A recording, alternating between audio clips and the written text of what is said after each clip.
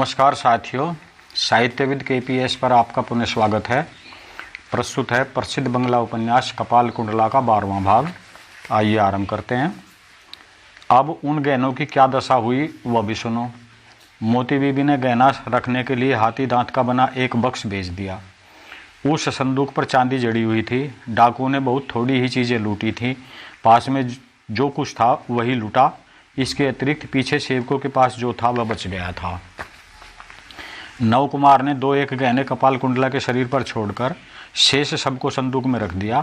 दूसरे दिन सवेरे मोतीबाई ने वर्धमान की तरफ और नव कुमार ने सप्तग्राम की तरफ यात्रा की। नव कुमार ने कपाल कुंडला को पालकी पर बैठा गहनों का संदूक साथ रख दिया। कार सहज ही नव कुमार को पीछे छोड़ आगे बढ़ गए। कपाल कुंडला पालकी का दरवाज़ा खुला रख चारों तरफ देखती जा रही थी। एक भिक्षुक उसे देख दौड़ लगाकर भीख मांगता हुआ पालकी के साथ साथ चलने लगा। कपाल कुंडला ने कहा, मेरे पास तो कुछ भी नहीं है, तुम्हें क्या दूं? भिक्षुक ने कपाल कुंडला के अंग पर के गहने दिखाकर कहा, यह क्या कहती हो माँ? तुम्हारे पास हीरे मोती के गहने हैं, तुम्हारे पास कुछ क्यों नहीं? कपाल कुंडला ने पूछा, गहना पा जाने से तुम संतुष्ट हो जाओगे? भिक्षुक कुछ विस्मित हुआ। भिक्षुक की आशा असीमित होती है और बोला, क्यों नहीं माँ? कपाल कुंडला ने अकपट हृदय से कुल गहने मैं संदूक के भिक्षुक को दे दिए। शरीर के गहने भी उतार कर दे दिए। भिक्षुक विवल हो गया। दास दासी कोई भी न जान सका। भिक्षुक का विवल भाव अक्षण भर का था। इधर उधर देखकर एक सांस से वह एक तरफ भागा। कपाल कुंडला ने सोचा, भिक्षुक भाग क्यों गया? नवकुमार कपाल कुंडला को लिए हुए स्वदेश पहुँचे। नवकुमार पितृहीन थे। घर में विधवा माता और 2 बहनें थीं। बड़ी विधवा थी जिससे पाठक लोग परिचित न हो सकेंगे। दूसरी श्यामा सुंदरी सधवा होकर भी विधवा है, क्योंकि वह कुलीन की स्त्री है। वह 2-1 बार हम लोगों के दर्शन देगी। दूसरी अवस्था में यदि नवकुमार इस तरह अज्ञात कुलीनता तपस्विनी को विवाह कर गल लाए होते तो उनके आत्मीय स्वजन कहाँ तक संतुष्ट होते, यह तो बताना कठिन है। किंतु वास्तव में उन्हें इस विषय में कोई क्लेश न उठाना पड़ा। सभी लोग उनके वापस पहुंचने से हताश हो चुके थे। सहयात्रियों ने लौटकर बात उड़ा दी थी कि नवकुमार को शेर ने मार डाला। पाठक सोच सकते हैं कि इन सत्यवादियों ने आत्मविश्वास के बल पर ही यदि ऐसा कहा होगा तो यह ठग की कल्पनाशीलता का अपमान करना होगा। लौटकर वापस आने वाले कितने ही यात्रियों ने तो यहाँ तक कह दिया था कि नवकुमार को व्याघ्र द्वारा आक्रांत होते उन्होंने अपनी आंखों से देखा है। कभी कभी तो उस शेर को लेकर आपस में तर्क वितर्क भी होते। कोई कहता वह 8 हाथ लंबा रहा होगा।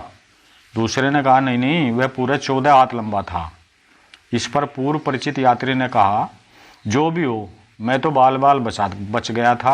बाघ ने पहले मेरा ही पीछा किया था, लेकिन मैं भाग गया। बड़ी चालाकी से भागा, किंतु क्या कहें, नव कुमार बेचारा भाग न सका। वह साहसी नहीं था। यदि भागता तो शायद मेरी तरह वो भी बच जाता। जब यह सब गल्फ नवकुमार की माता के कानों में पहुंची तो घर में वह क्रंदन का कोहराम मचा कि कई दिनों तक शांत न हुआ। एकमात्र पुत्र की मृत्यु की खबर से माता मृत प्राय हो गई। ऐसे समय जब नवकुमार स्त्री घर वापस लौटा तो कौन पूछे कि वे किस जाति की है और किसकी कन्या है। मारे प्रसन्नता के सब मत थे। नवकुमार की माता ने बड़े आदर के साथ बहू को घर में बैठाया। जब नवकुमार ने देखा कि घर वालों ने कपाल कुंडला को सादर ग्रहण कर लिया तो उसके हृदय में अपार आनंद प्राप्त हुआ। यद्यपि कि उसके हृदय में कपाल कुंडला का निवास हो रहा था, फिर भी घर में कहीं अनादर न हो इस भय से अब तक उन्होंने विशेष परिणय लक्षण न दिखाया था। यही कारण था कि उस समय वे अकस्मात कपाल कुंडला के पाणी ग्रहण के प्रश्न पर सम्मत न हुए थे। यही कारण था कि राह में ग्रह पर न आने तक नवकुमार ने प्रणय संभाषण न किया था। उन्होंने अब तक प्रणय सागर में अनुराग की वायु को हिलोरे न लेने दिया था। लेकिन वह आशंका दूर हो गई। वेग से बहने वाली जलराशि को जिस प्रकार बांध से बांध दिया जाए और बांध टूटने पर जल का उच्छ्वास उछल पड़े, वही दशा नवकुमार की हुई। यह प्रेम का आविर्भाव केवल बातों में नहीं होता था, लेकिन कपाल कुंडला को देखते ही सजल लोचन ही अनिमेष लोचन से देखते रह जाते हैं उससे ही प्रकट होता है कि जिस प्रकार निष्प्रयोजन हो, प्रयोजन की कल्पना कर वह कपाल कुंडला के पास आते। इससे प्रकट होता है बिना प्रसंग के जिस प्रकार बातों में कपाल कुंडला का प्रसंग उपस्थित करते, उससे प्रकट होता है यहाँ तक कि उनकी प्रकृति भी बदलने लगी। जहाँ चंचलता थी वहाँ गंभीरता आने लगी, जहाँ अनमने रहते थे वहाँ वह हर समय प्रसन्न रहने लगे। नव कुमार का चेहरा सदा प्रसन्नता से खिला रहने लगा। हृदय के स्नेह का आधार हो जाने के कारण हर एक के प्रति स्नेह का बर्ताव होने लगा।